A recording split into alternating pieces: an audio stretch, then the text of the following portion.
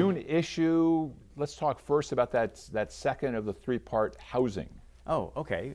For 3 months, every spring, May, June, July, we do a housing options and home care options pull-out section. Right. And it's full of very interesting, wide variety of articles, everything from what is assisted living and how do you choose a facility, to Right. what are the pros and cons of living alone, what are the communal living options in the area, co-housing and such. We have an article for those who are staying in their home, which most people want to do, an Right. aging place.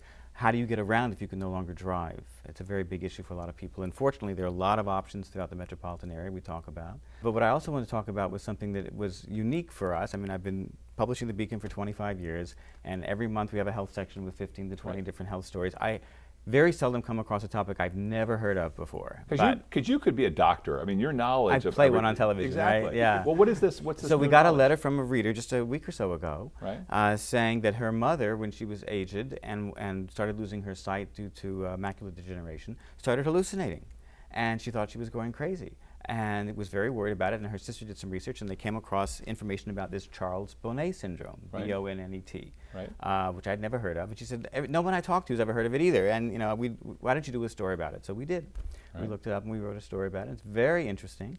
It happens generally to people who are, as I say, losing their sight for one reason or another. Okay. It could be cataracts or diabetic retinopathy, one of these kinds of things.